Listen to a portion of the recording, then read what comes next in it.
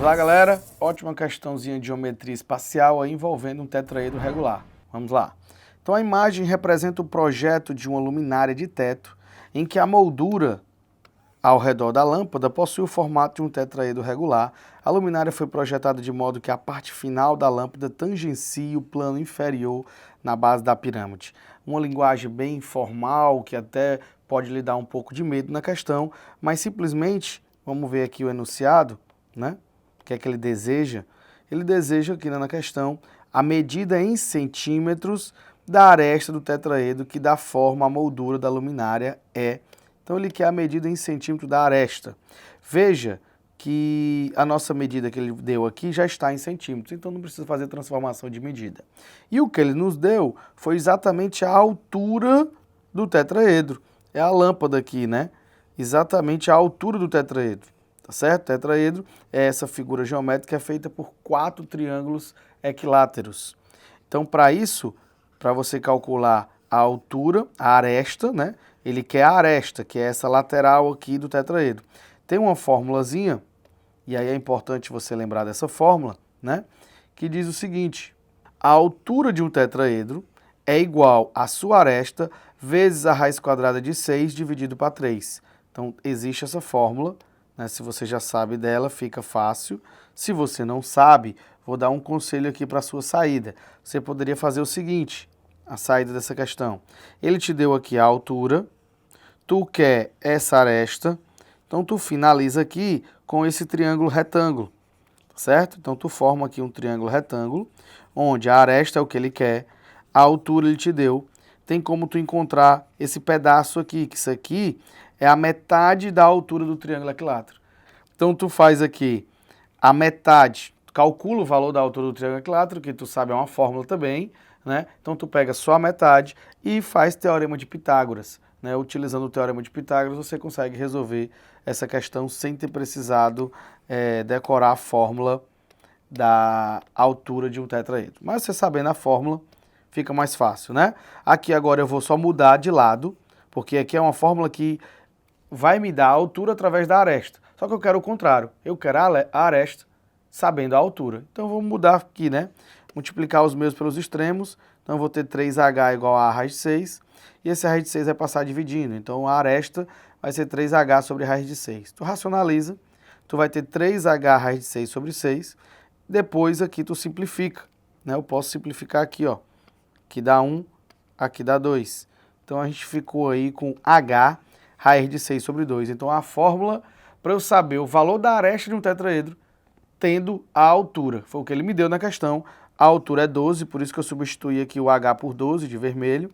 Simplificando, né, 12 dividido por 2. Então a aresta desse tetraedro vai ser 6 vezes a raiz quadrada de 6.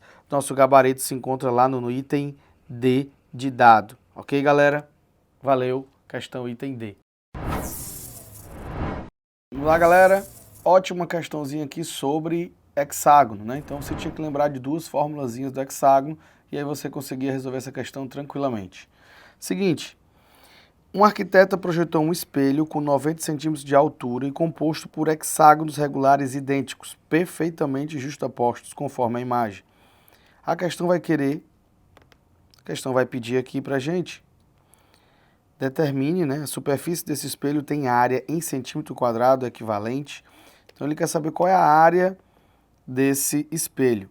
Seguinte, primeira coisa ele te deu aqui, ó, 90 centímetros a altura, mas não é a altura do espelho todo. Se você ver a altura do espelho todo, é exatamente 3 vezes, né, 1, 2, 3 vezes a altura de um hexágono. Então se você lembra qual é a altura de um hexágono, a formulazinha, você já resolve aí encontrando o lado do hexágono. Encontrou o lado, você vai para a área. Né? Então, eu preciso descobrir a área de um hexágono. É uma fórmula que depende do lado. Então, eu preciso primeiro encontrar o valor do lado para colocar nessa fórmula e depois multiplicar isso por 7, porque são 7 hexágonos que nós temos aqui. Né? 1, 2, 3, 4, 5, 6, 7. Ok? Então, vamos lá para os cálculos. Como eu disse a vocês, aqui eu botei as 2 formulazinhas que eram necessárias para essa questão. A área do hexágono é 6L², raiz de 3 sobre 4, ou seja, eu preciso saber o valor do lado do hexágono. Como é que eu vou descobrir esse lado? Através da altura. Porque a altura de um hexágono, H6 aqui, é igual a L raiz de 3. Eu sei que a altura do nosso hexágono é 30. Posso dizer que é 30 de um, né? Porque eu tenho 3 hexágonos, tá certo? Um em cima do outro, que dá 90. Ou seja, eu posso colocar assim, ó, 90, que é o total do espelho, né, a altura, vai ser igual a 3 vezes a de um hexágono, tá certo? Então entenda esse 3 aqui. Ou então você poderia colocar direto aqui 30 igual a L raiz de 3. Porque são 3 hexágonos, um em cima do outro, então você divide 90 por 3, que dá 30. 30 igual a L raiz de 3, tá bom? E aí você passa para lá o raiz de 3, eu vou ter que racionalizar. No final das contas, eu vou ficar com essa resposta aqui para o nosso lado. O lado do hexágono, o L6, vai ser igual a 10 vezes a raiz de 3. Achou o lado, agora você vai substituir aqui na área do hexágono, né? Que a área do hexágono é 6 vezes o lado aqui eu substituí de vermelho, 10 raiz de 3², vezes raiz de 3 sobre 4. Professor, de onde é que apareceu esse 7? Lembra que são 7 hexágonos? Então, esse A6 aqui é a área de um hexágono. A área total, que é do espelho todo, são 7 vezes a área de um hexágono. São 7 hexágonos. Por isso apareceu esse 7. O resto aqui é conta. 10 raiz de 3 dá 100 vezes raiz de 3, né? Então vai aparecer aqui 7 vezes 6 vezes 100 vezes o 3 raiz de 3. Fazendo as contas aqui, né? 7 vezes 6, 42. 42 vezes 100 vai estar 4.200 vezes 3. E depois eu vou dividir isso por 4. Então eu finalizo aqui com a nossa continha. A área total desse espelho vai ser de 3.150 raiz quadrada de 3 centímetros quadrados. Nossa resposta vai estar lá no item D de dado. Ok, galera? Ótima questão, item D. Vamos lá, galera? Ótima questão aí sobre comprimento da circunferência. Lembrou da formulazinha do 2πr? Matou a questão. Vamos lá. Então, é um enunciadozinho, né? Henk Hesselink e seus colegas do Laboratório Nacional do Aeroespaço, na Holanda, estão trabalhando em um projeto chamado Pista Sem Fim, que propõe a substituição das longas pistas retilíneas de concreto por uma única pista circular para a gestão do tráfego em um aeroporto. As pistas circulares teriam de ser de grandes dimensões. O NAL sugeriu um diâmetro mínimo de 3 km, né? 3 km. Considere 3 como aproximação para o π. Então você já imagina aí, né? Comprimento da circunferência, 2π vezes o raio. Ou então, pode ser π vezes o diâmetro também, né? É a mesma coisa, porque o diâmetro é igual a 2r. Então, tanto faz você usar uma fórmula ou outra. Provavelmente aqui ele vai perguntar comprimento da circunferência. Então, seguindo a recomendação da NAL, uma pista construída nesse projeto deve ter um comprimento mínimo. Como eu falei para vocês, você pode usar comprimento igual a 2π vezes o raio, ou comprimento igual a π vezes o diâmetro, né? Tanto faz, porque o diâmetro é igual a 2r. Isso depende da questão. Essa questão, ele me deu o diâmetro, então é melhor que eu use essa daqui, ó. Vai sair direto. Comprimento é igual ao π, ele pediu que eu use 3 como aproximação, e o diâmetro também é 3. Então o comprimento é 3 vezes 3, 9 km. Então essa pista vai ter que ter no mínimo 9 km. Item C de casa, ok? Questãozinha para não perder, fácil. Item C. Valeu, galera. Olá pessoal, tudo bem? A próxima questão é sobre perspectivas em geometria espacial, vistas de figuras sólidas. Vejamos? Um desenho técnico deve conter vistas que demonstrem todos os detalhes necessários à execução de um projeto.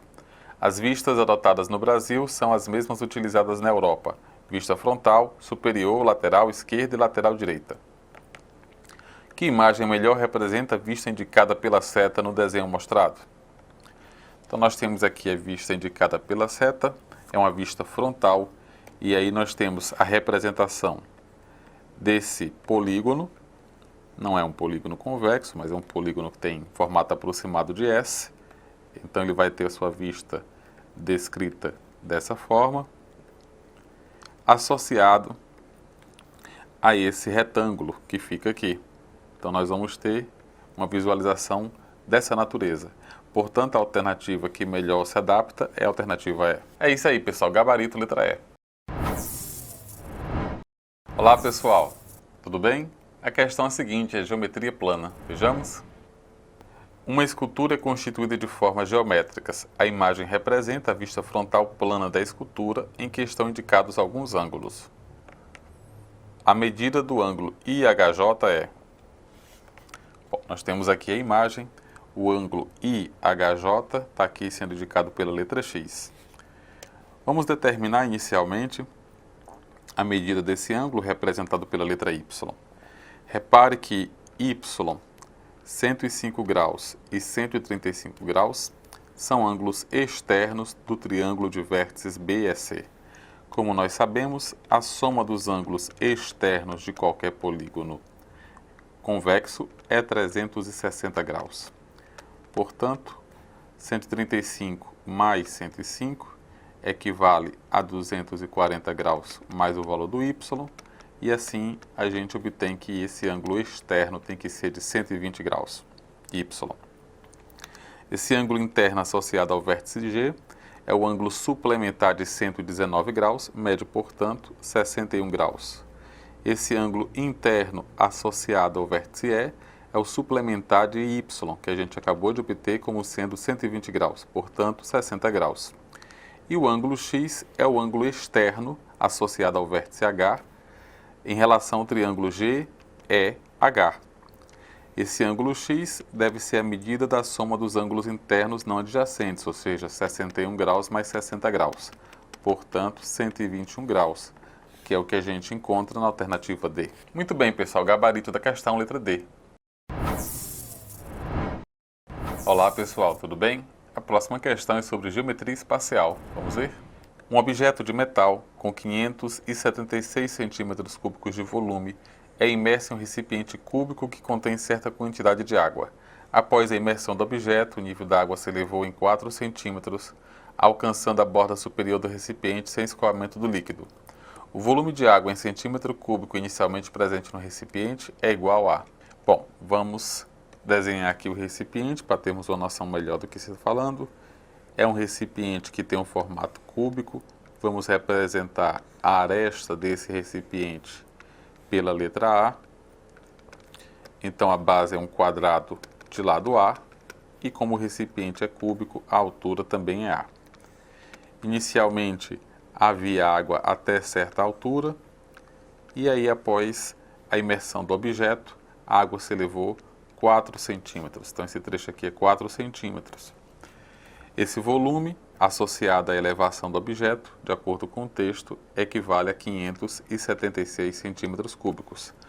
Ora, mas como é um volume de paralelepípedo, cuja base é um quadrado de lado A vezes A, e a altura é 4, então podemos concluir que A vezes A vezes 4 é 576. Portanto, A ao quadrado vai ser 576 dividido por 4, que é igual a 144. E assim, A é a raiz quadrada de 144, ou seja, 12 centímetros. De maneira que o volume de água, inicialmente presente no recipiente, equivale ao volume do recipiente menos o volume do sólido, que é, de acordo com o texto, 576. Como o recipiente é cúbico de aresta 12, então vai ser 12 ao cubo menos 576, isso é 1.152 centímetros cúbicos, que é o que a gente encontra na alternativa D. Muito bem, pessoal, gabarito da questão, letra D. Vamos lá, galera, essa questãozinha aqui, ótima questão sobre múltiplos de números, né? Um dos netos de Dona Maria perguntou-lhe qual era a sua data de aniversário, ela fez algumas dicas enigmáticas, então vamos ver aqui as dicas. Seguinte... Essa primeira dica, ele fala que o número que representa o dia é múltiplo. O mês, ele vai ter a data aí de 1 a 31. Então você pega do dia 1º ao dia 31, quem são os múltiplos de 3, né? Você pode pensar aí 3, 9, 12, 15, 18, ok? Só múltiplos de 3. Só que é um múltiplo de 3 cujo o algarismo das unidades é um número primo. Ou seja, já não pode ser o 3, pode tudo bem. O 6 já não pode, que é o número par. O 9 também não.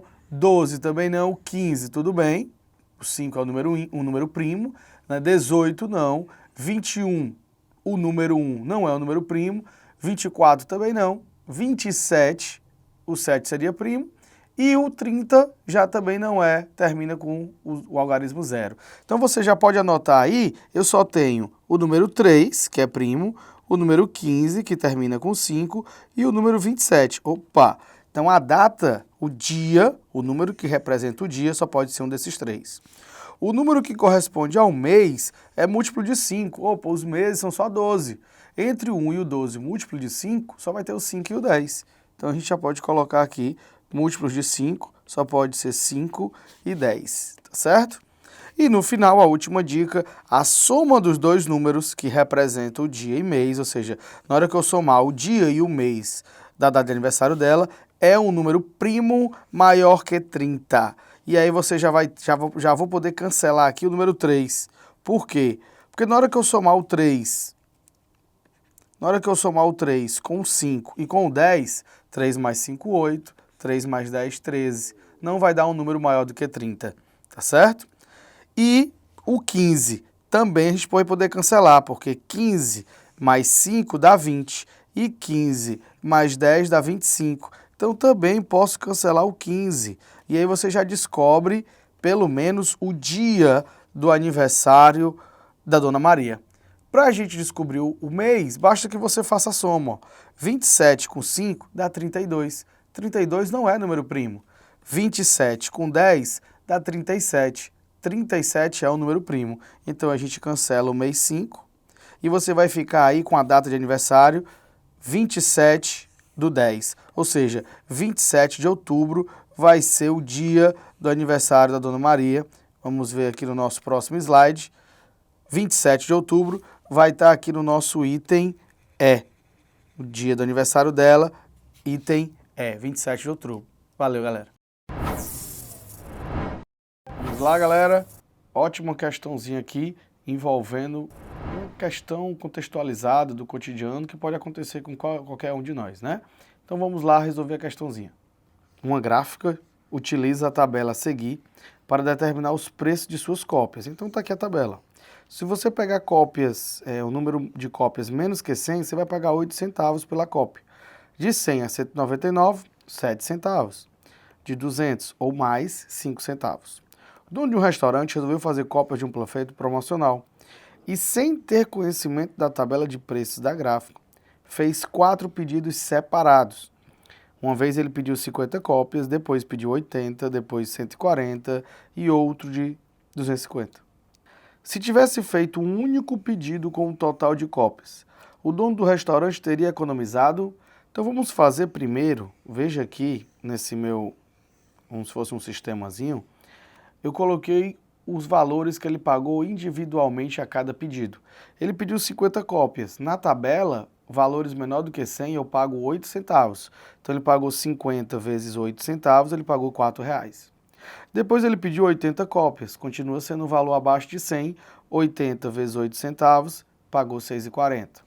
Depois ele pediu 140 cópias, já é entre 100 e 199, 7 centavos, 140 vezes 7 centavos dá 9,80. Depois ele pediu 250 cópias, já é um valor acima de 200, na tabela é 5 centavos, 250 vezes 5 dá 12,50. Então se você somar os gastos desse dono do restaurante, eu vou ter aqui o valor de R$ 32,70, foi o que ele pagou nesses pedidos separados. Se ele tivesse pedido tudo junto, ele ia pedir 50, mais 80, mais 140, mais 250. Ia dar um total de 520 cópias. E ele ia pagar por essas 520 cópias apenas o valor de 5 centavos por cada cópia, porque ele está pedindo um número bem acima das 250 cópias, que a tabela diz que acima de 250 cópias eu pago apenas 5 centavos por cada uma. Quando você multiplica 520 por 5 centavos, ele iria pagar R$26. Então, se ele tivesse pedido tudo junto, ele ia pagar R$26. Como ele pediu separado, ele pagou R$ 32,70. Quanto ele pagou a mais? Então, basta você fazer a diferença. R$ 32,70 menos 26, isso vai dar a resposta de R$ 6,70, né, a diferença desses dois aqui. vai dar 6,70, que seria o valor que ele teria economizado se tivesse pedido tudo junto. 6,70 é o nosso item B de bola. Valeu, galera. Vamos lá, galera. Mais uma questãozinha envolvendo porcentagem, uma em cima da outra, né? Como se fosse um juros compostos, né? Então, essas questões de porcentagem, uma em cima da outra, muito cuidado. Vamos lá. Júlio trabalha com ações na Bolsa de Valores. Em um novo investimento, o valor de suas ações caiu 15% na primeira semana e mais 10% na segunda semana. Já na terceira semana, o valor aumentou 30%. Sabe-se que as variações são cumulativas, né? Uma após a outra, para os investimentos no mercado de ações. Ao fim dessas 3 semanas, o que foi que aconteceu com o valor inicial das ações de julho? Cresceu ou decresceu? Então vamos lá. Dividir em 3 etapas, as 3 semanas. A primeira semana ele tinha X e ele vai perder 15% de X. Ou seja, na verdade, ele vai ficar só com 85% do valor inicial. Na segunda semana, agora lembre-se, ele não tem mais X, ele só tem 85% desse X. E vai perder 10% em cima disso, né? Então, ele vai perder 0,085 do que ele já tinha. Então, ele vai ficar apenas com 0,765x, tá certo? Ou seja, aproximadamente aí 76,5% do valor que ele tinha. Só que na terceira semana ele vai sofrer um acréscimo, um aumento agora de 30% do valor que ele ficou, né? Não é do valor inicial, certo? Isso é o que quer dizer cumulativa. Ou seja, a porcentagem que acontece na semana seguinte é em cima do que ele tem e não do que ele tinha, tá bom? Então é 30% do 0,765, que vai dar 0,2295. Então, somando isso aqui, eu vou ter 0,9945, ou seja, quase que eu volto para o valor que eu tinha. Mas eu tive uma perca, né? Não fica 1x, não chega a ficar 1x, tá certo? Ou seja, não dá nem um inteiro, dá uma coisa menor do que um inteiro. Então, ele não ganhou, ele perdeu. E aí você já pode eliminar a letra A e a letra B. Ele teve um decréscimo. Quanto ele perdeu? Você pode calcular assim, eu coloquei a quarta etapa, ó. Ele tinha um inteiro e agora ele perdeu ele tirou, né, 0,9945. O que é que sobrou? 0,005. Transformando-se em porcentagem, você anda 2 casas, ou seja, ele perdeu 0,55%, ou seja, não chegou nem a 1%, mas teve um decréscimo de 0,55, e aí é que você tem que ter cuidado, né? Porque eu tenho 2 respostas aqui parecidas, mas a nossa resposta é o item D de dado. Ok, galera? Item D. Olá pessoal, tudo bem? A próxima questão é sobre matemática financeira. Vamos vê-la. Para trocar de carro, Luiz financiou parte do pagamento. Em determinado mês, ele atrasou o pagamento em 10 dias e teve que pagar uma multa de 2% sobre o valor da prestação, acrescida de juros de 0,07% por dia de atraso. O valor pago por ele, com multa e juro, foi de R$ 1.417,26. O valor da prestação paga por Luiz, sem multa ou juro, é... Bom, vamos representar por X o valor dessa prestação livre de multa ou de juro. Esse valor foi acrescido de 2% de multa e 0,07% por dia de atraso, que aconteceu durante 10 dias. E isso totalizou R$ 1.417,26. Então, esse X vai ser multiplicado por 1 mais 2,7% de juro e multa. Isso vai dar R$ 1.417,26. Assim, o valor da prestação vai ser de R$ 1.417,26 dividido por 1,027. Isso corresponde a R$ 1.380, que é o que a gente encontra na alternativa B. Então é isso, pessoal. O gabarito foi a letra B. Olá, pessoal. Tudo bem? A próxima questão é sobre matemática financeira. Vamos ver? Para conseguir fechar a compra de um automóvel, uma pessoa aplicou o valor de R$ 10.000 em um banco. A aplicação tem rendimento de 1,5% ao mês em regime de juros compostos. E o montante produzido será retirado em um ano. Utilize 1,1 como aproximação para 1,015 elevado a 6. O valor total em real que será resgatado por essa pessoa é...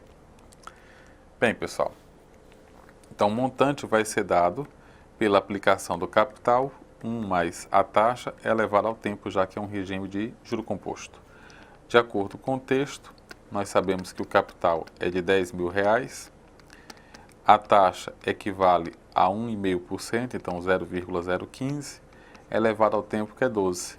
A gente pode reescrever isso como 10.000 vezes 1,015 elevado a 6, que por sua vez está elevado ao quadrado, já que 6 vezes 2 é 12.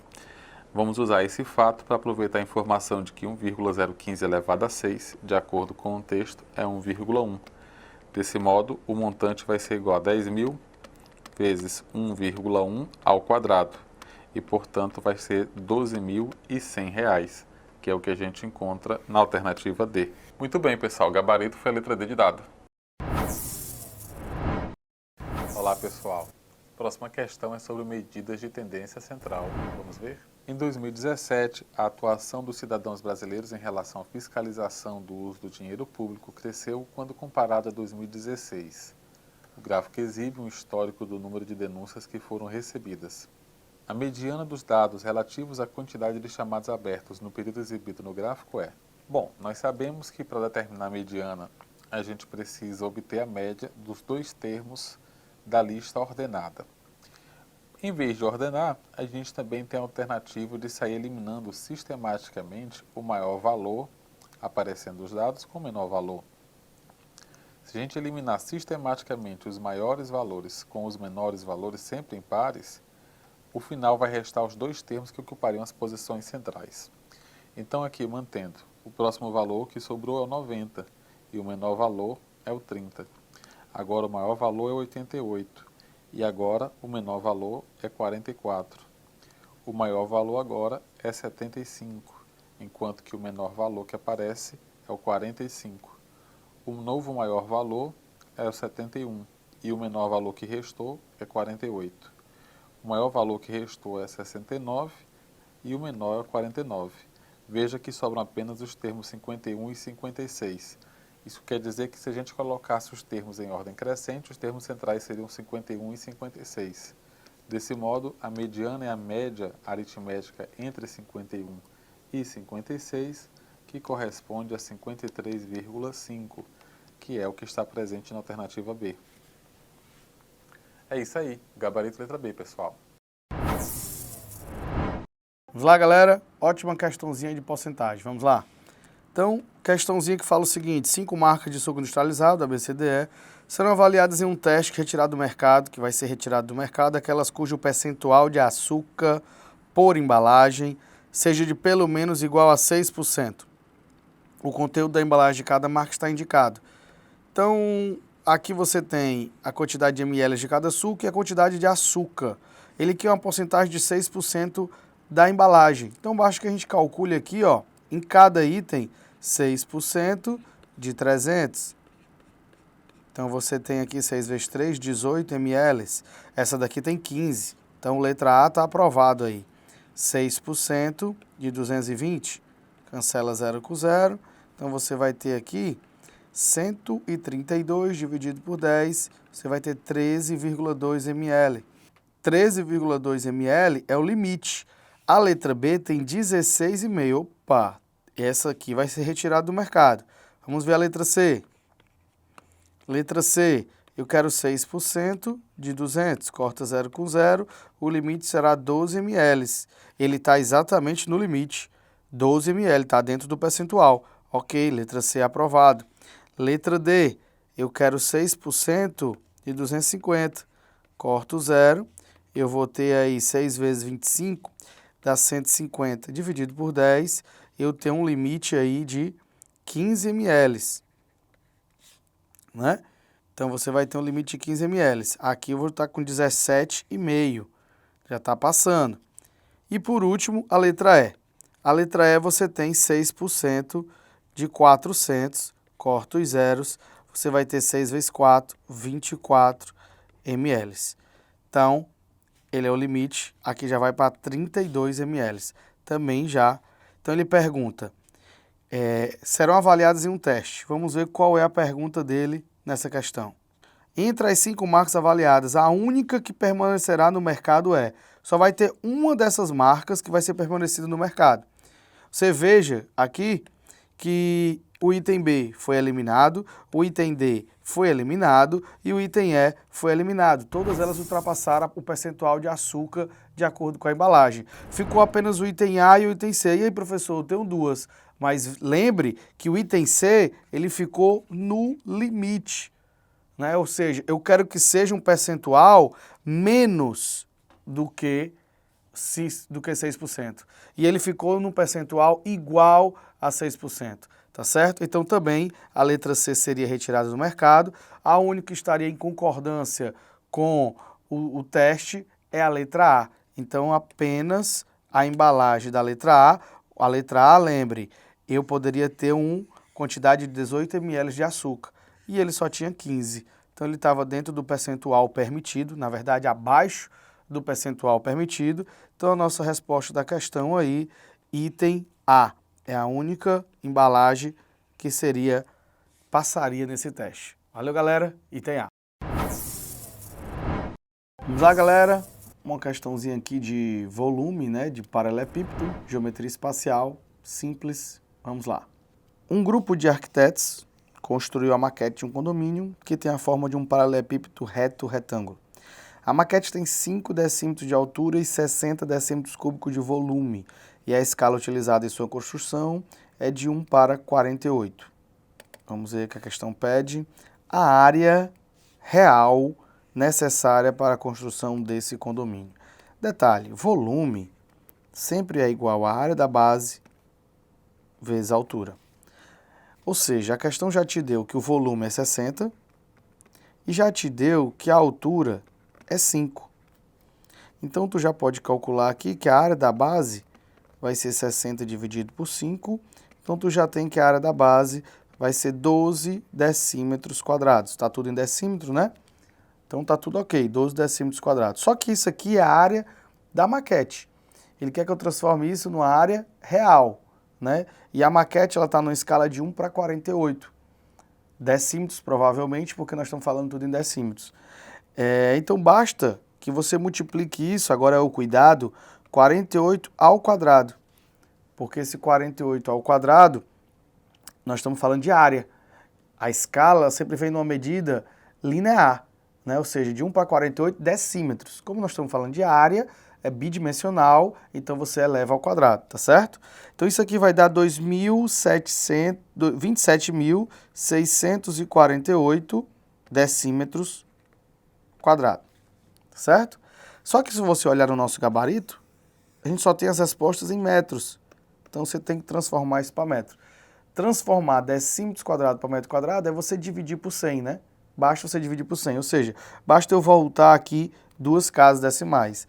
Ou seja, isso aqui é a mesma coisa que 276,48 metros quadrados. Então, ótima questãozinha aí. Você achou a área da base, só que você achou da maquete. Multiplica por 48 ao quadrado para transformar para a área real, porque a escala é linear. E lembra que nós estamos em área. Você achou a área real, 27.648. Só que estamos em decímetro quadrado. E a resposta está em metros. Então, transforma para metros. Tu encontra a nossa resposta lá no item B de bola. Ok, galera? Item B.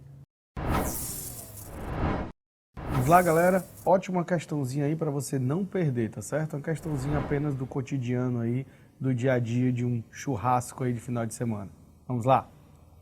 Então, na confraternização de fim de ano de uma empresa, haverá um churrasco para 50 funcionários, sendo estimado que cada pessoa deverá consumir o equivalente a 450 gramas de carne e 500 mililitros, né, 500 ml de refrigerante. No pedido de compra para a festa, a empresa vai solicitar uma quantidade inteira, ou seja, não vou pegar aí partes quebradas, né, números racionais e sim números inteiros, de quilos de carne. E o refrigerante será pedido em garrafas de 2 litros. Provavelmente na questão, você vai ver aí que ele vai perguntar, para garantir, né, que os comes e bebes sejam suficientes para todos, a empresa deve comprar no mínimo. Então, vamos lá, ele vai comprar 50, você vai pegar aqui 450 gramas e vai multiplicar por 50. você vai ter aí 22.500 gramas. Só fazendo a transformação para quilo, você vai dividir por 1.000, então eu vou voltar a 3 casas. Eu vou ter 22,5 quilos de carne, que como ele só quer a parte inteira, então ele vai ter que comprar aí, né, para que não falte e sim sobre 23 quilos de carne, certo? Fazemos a mesma coisa com refrigerante. São 500 ml de refrigerante. Quando você multiplicar por 50, isso aí vai dar 25.000 ml. Transformando para litros, basta que a gente divide isso por 1.000, voltar 3 casas. Então isso aí vai dar 25 litros. Agora um detalhe, ele vai comprar em garrafas de 2 litros, né? As garrafas de refrigerante são de 2 litros. A gente vai ter que dividir isso por 2. Então, na verdade, ele compra 12,5 garrafas. Como ele não quer comprar, não vai existir meia garrafa, né?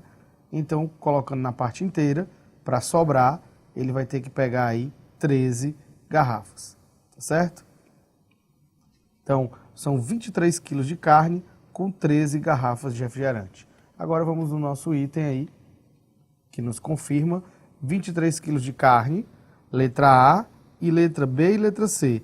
Mas agora os refrigerantes, tem que ser 13 garrafas de refrigerante, letra B de bola, ok? Questãozinha para não perder, simples, só multiplicar por 50 e fazer a transformação de medida. Valeu, galera? Item B de bola. Vamos lá, galera? Ótima questãozinha aqui, envolvendo proporção, porcentagem, regra de 3. Vamos lá. Então, em um jogo eletrônico de corrida, o jogador pode usar um suplemento chamado nitro, que permite que seu carro desloque-se com velocidade 25% maior durante 5 segundos. Em uma corrida, o carro do jogador desloca-se com velocidade constante de 72 km por hora, em uma pista com 6 km de extensão. Se o jogador usar 3 nitros, um imediatamente após o outro com suas durações totais, a fração percorrida da pista será, ou seja, primeira coisa, vamos calcular quanto seria 25% de 72. Vai dar 1.800 dividido por 100, vai dar 18 km por hora. Ou seja, esses 25% é o quanto ele vai aumentar, né? É 25% a mais. Então vai ficar mais 18, ele vai correr durante esses 3 nitros 90 km por hora. Cada nitro é 5 segundos. São 3, um imediatamente, um após o outro. Então vai ser um total de 15 segundos. Então a segunda etapa aqui da nossa questão é a regrinha de 3. Ele vai correr 90 km em 1 hora, que equivale a 3.600 segundos. Em 15 segundos, que é o total do tempo do nitro, vai ser quantos quilômetros? X, né? Fazendo a regrinha de 3, você vai ter aqui x igual a 90 vezes 15, dividido por 3.600. Isso vai dar 0,375 quilômetros, é o total, que ele, nem meio quilômetro aí, né? Ele vai correr quando ele tiver com esse nitro, esses 3 nitros, um imediatamente após o outro. Pronto, esse é o valor que ele vai correr com o nitro. Isso equivale a que fração da pista? Então, isso aqui é o que ele correu, isso aqui é o total da pista, 6 km. Então, você vai fazer essa relação, né, essa proporção, para saber quanto é que vai ser essa proporção. Então, só resolver a continha aqui, transformei 0,375 em fração, que dá 375 sobre 1.000. Divisão de fração, repete a primeira e multiplica pelo inverso da segunda. Então, eu vou ter 375 dividido por 6.000. Dá para simplificar aqui, ó, dividindo tudo por 375. Resposta 1 sobre 16 avos. Está lá no nosso item C. Nossa resposta se encontra no item C, ok? Valeu, galera! Olá pessoal, tudo bem? A próxima questão é um problema de escalas aplicada à geometria espacial. Vamos vê-la? Durante a apresentação do projeto de construção de um prédio, verificou-se que suas dimensões são maiores do que o terreno pode comportar, devendo ser feita uma redução de 6% em todas as medidas do edifício. O volume final do prédio em relação ao previamente planejado é mais próximo de... Bom, se haverá uma redução em todas as dimensões, da ordem de 6%, então cada uma das 3 dimensões passará a medir 94%. Assim, o volume final será 94% de 94% de 94%.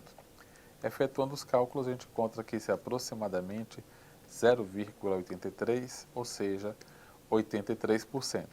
Isso quer dizer que o volume final é 83% em relação ao volume inicial, portanto, alternativa C.